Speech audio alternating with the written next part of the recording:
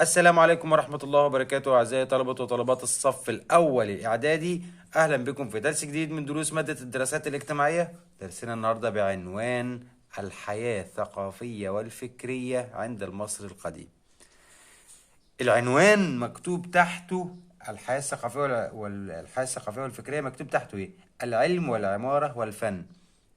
دول العلم والعمارة والفن اللي هو معنى كلمة الحياة الثقافية، يعني الثقافة بتشمل العلم والعمارة والفن، وكلمة الفكرية هي الثقافية.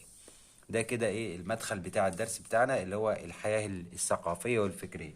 يبقى النهاردة هنتكلم عن العلم وعن العمارة وعن الفن عند المصري القديم. نبدأ الأول بالعلوم. المصري القديم أدرك إنه لا توجد حضارة ولا سبيل لقيام حضارة، يعني مفيش حضارة هتتبني وتنشأ إلا بوجود العلم والعلماء. المصري القديم أدرك إن إيه؟ إنه مفيش حضارة هتنشأ إلا لما يكون فيه اهتمام بالعلم والعلماء. لذلك المصري القديم اهتم بالعلم والبحث وتوفير كل الوسائل اللي بتساعد العلماء في الإبداع في أي مجال بقى، سواء مجال الفلك والحساب والهندسة والطب والكيمياء، ودول الأربع أو الخمس علوم اللي احنا هندرسهم. يبقى فيها أسئلة دي. السؤال الأول بيقول لك إيه؟ لما يجي يقول لك بقى ضع علامة صح أو علامة خطأ. أدرك المصري القديم أنه لا حضارة دون الاهتمام بالعلم والعلماء. طبعا دي كده إجابة بتكون صحيحة. طيب، ما النتائج المترتبة على إدراك المصري القديم بالاهتمام بالعلم والعلماء؟ ما النتائج المترتبة على إدراك المصري القديم أنه لا حضارة دون العلم والعلماء؟ عمل إيه المصري القديم؟ عمل إيه يا سيدي؟ الاهتمام بالعلم القائم على التجربة، العلم القائم على التجربة زي علم الفلك والحساب، وتوفير كل الوسائل اللي بتساعد العلم والعلماء على الإبداع. تعال نشوف أول علم عند المصري القديم، علم الفلك. واحد يسأل يعني إيه كلمة علم الفلك؟ علم الفلك اللي هو علم النجوم والكواكب والأجرام السماوية، السماء يعني الفضاء. المصري القديم كان له إنجازات ونجاحات كثيرة في علم الفلك. اثبت. الدليل يا عمي، الدليل الدليل على اهتمام المصري القديم بعلم الفلك أو إبداعه في علم الفلك. رقم واحد، احفظ بقى معايا، معرفة مواقع الكثير من النجوم والكواكب. عرف كثير من مواقع النجوم والكواكب. ايه تاني؟ معرفة التقويم الشمسي. معرفة الايه؟ خلي بالك عشان دي تجيلك اكمل. معرفة التقويم نقط الشمسي. يعني ايه كلمة التقويم الشمسي؟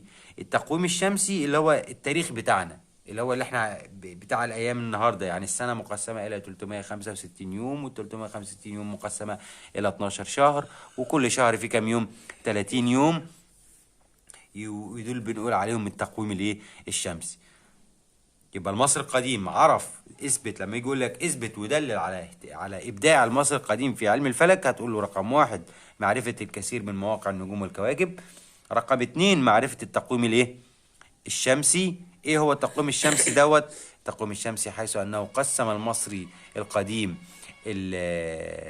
السنة الى 365 يوم،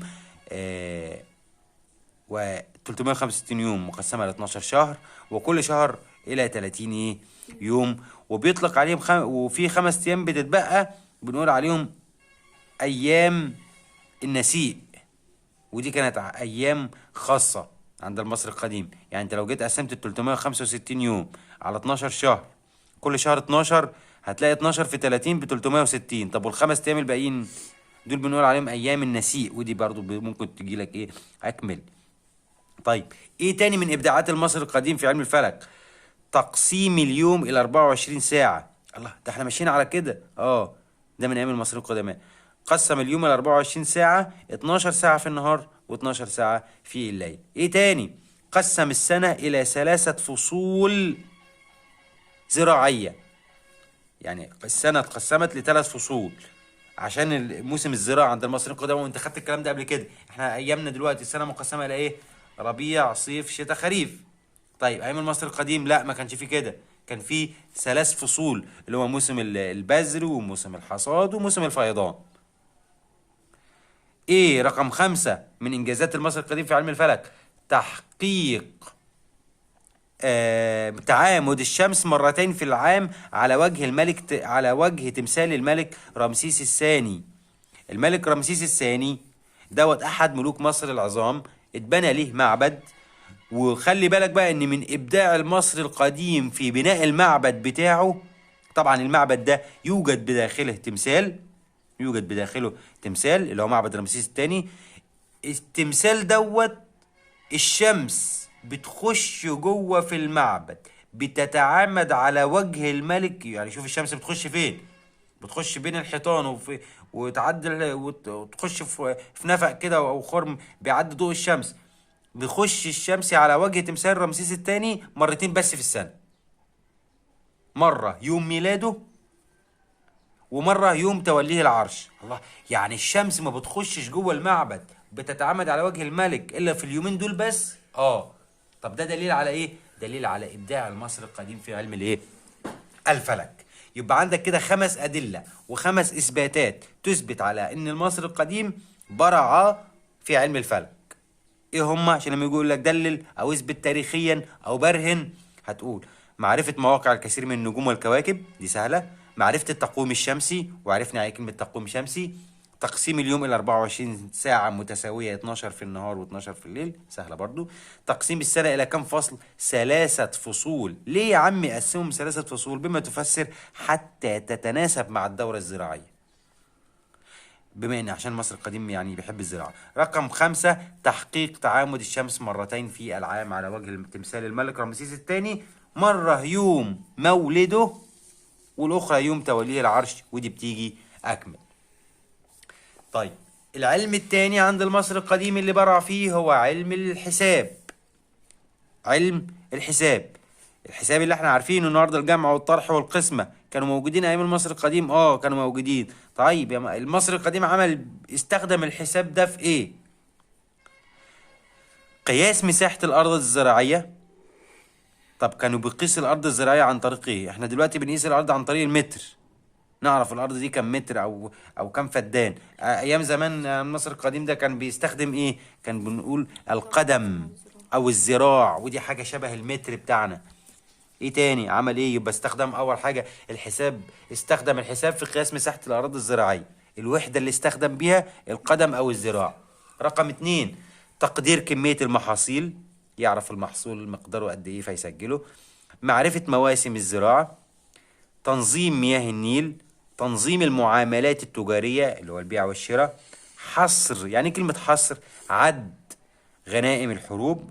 وتسجيل رواتب الموظفين والجنود. يبقى كده المصري القديم في الحساب، عشان يوم يقول لك برضو دلل على براعة المصري القديم في الحساب، هتقول ايه؟ قياس الأراضي الزراعية، تقدير المحاصيل، تنظيم مياه النيل، حصر غنائم الحروب، معرفة مواسم الزراعة، تنظيم المعاملات التجارية، تسجيل رواتب الموظفين والجنود. في سؤال مهم موجود عندك اللي هو مكتوب تحت في صفحة 139. ما العلاقة بين علم الفلك والحساب والحياة الاقتصادية في مصر القديمة؟ ايه العلاقة بين علم الفلك وعلم الحساب والحياة الاقتصادية؟ انا هجاوبك. علم الفلك استخدام المصري القديم في تقسيم السنة الزراعية إلى 3 فصول، فيقدر إن هو من خلال علم الفلك إن هو يحدد الموسم الزراعة وموسم الفيضان وموسم الحصاد، فيبدأ إن هو يزرع. طيب بيجي بعد كده علم الحساب. علم الحساب تقدير كمية المحاصيل الزراعية. الله، يبقى كده علم الفلك وعلم الحساب مرتبطين بالاقتصاد، فيبدأ ان هو بعد كده ايه؟ يقدر كمية المحاصيل الزراعية، فيبدأ ان هو يزرع الارض ويحصدها، ويبدأ ان هو ايه؟ يحصر الزراعة، ويحصر بقى اللي هو الايه؟ الانتاج بتاعه، فيؤثر ذلك في الحياة الاقتصادية. العلم رقم 3 اللي برع فيه المصري القديم الهندسة. عرف المصريون القدماء المربع والمستطيل وغيرها من الأشكال الهندسية، كما تقدم المصريون القدماء في علم الهندسة. والدليل على كده حاجة محدش يقدر ينكرها، اللي هو الهرم، أهرامات الجيزة. خوف وخفرع من كورع. طبعا الأهرامات الثلاثة ده دليل على براعة المصري القديم في علم الايه الهندسة. برع طبعا في ان هو يطلع لك الهرم بالشكل اللي انت عارفه دوت، بالنظام دوت والاسلوب اللي هو عمله. ال بعد كده رقم 4 الطب. المصري القديم برع في مجال الطب. الطب كان من المهن التي تتلقى احتراما وتقديرا عند المصري القديم. والدليل على كده ايه؟ وبرع المصريين القدماء في مجال الطب. والدليل على براعة المصري القديم في الطب، شوف بقى المصريين القدماء من ايام الحضارة الفرعونية كانوا بيعملوا ايه، بيستخدموا ايه في الطب، او كانوا وتوصلوا لايه؟ تشخيص الامراض وعلاجها. تشخيص الامراض يعني يقدر يقول لك الانسان ده او الشخص ده مريض عنده مرض ايه وخد العلاج بتاعه. تشخيص المرض وعلاجه. رقم 2 معرفة التخصصات المختلفة لديهم. يعني ايه تخصصات؟ يعني تخصصات في الطب. يعني ما كانش دكتور واحد بيعالج كل الحاجات، لا ده كان في تخصص. يعني كان في طبيب للعيون وطبيب للأسنان وأمراض للباطنة والجراحة. كما ان المصري القديم عرف التحنيط. عرف الايه؟ التحنيط. والتحنيط ده سر من اسرار المصري القديم، محدش من العلماء اللي عند النهارده عارف سر التحنيط. التحنيط انت عارفه ان هو الحفاظ على جثث الموتى بسبب اعتقادهم في البعث والخلود. معرفة التحنيط من أجل الحفاظ على جثث موتاهم بسبب اعتقادهم في فكرة البعث والإيه والخلود. آخر علم برع فيه المصري القديم الكيمياء. إيه الكيمياء؟ الكيمياء اللي هو علم الخلط، إزاي يخلط حاجة بحاجة. طب عملوا إيه في الكيمياء؟ توصلوا إلى صناعة الألوان والأصباغ الصبغة يعني اللي هي بيصبغوا بيها، والعقاقير. يعني كلمة العقاقير اللي هو الأدوية من الأعشاب طبعا. يبقى صنعوا العقاقير والأدوية من الايه؟ من الأعشاب. يبقى كده انت خدت العلم عندي النهارده براعة المصري القديم في مجال الثقافة والعلوم. خدنا كام علم بقى؟ خدنا كام علم؟ 5. ايه هم؟ الكيمياء والطب والهندسة والحساب وعلم الايه؟ الفلك. طيب تعال نحل بقى التدريبات اللي موجودة عندك في الكتاب الامتحان صفحة 140. التدريب الأول بيقول ايه؟ هنوصل انسب كل عبارة إلى للعلم. انسب كل عبارة مما يلي للعلم الذي يوجد بالبطاقة التي أمامك. هنشوف الحاجة بتقول ايه ونوصلها بالعلم بتاعها. معرفة مواقع الكثير من النجوم والكواكب، ده علم الايه؟ الفلك رقم 1. معرفة التقويم الشمسي، الفلك برضو رقم 2. صناعة الأدوية والعقاقير، يبقى نروح عند الكيمياء ونكتب 3. اللي بعد كده تقسيم السنة إلى 3 فصول، علم الفلك برضو، يبقى ده رقم 4. ناخد كده ايه فاصل بين كل رقم ورقم. معرفة مواسم الزراعة، الفلك برضو. حصر غنائم الحروب، لا حصر غنائم الحروب ده الحساب. بناء الأهرامات، الهندسة، يبقى نروح عند الهندسة نكتب 7. تشخيص الأمراض وعلاجها، أمراض يبقى الطب، أمراض يبقى الطب. 8. صناعة الألوان والأصباغ، ده علم الإيه؟ الكيمياء، دي رقم 9. تمام كده. بكده اعزائي الطلبه والطالبات بنكون انتهينا من الجزء الاول من الدرس. ارجو ان انتم تكونوا استفدتم. شكرا لحسن استماعكم. السلام عليكم ورحمه الله وبركاته.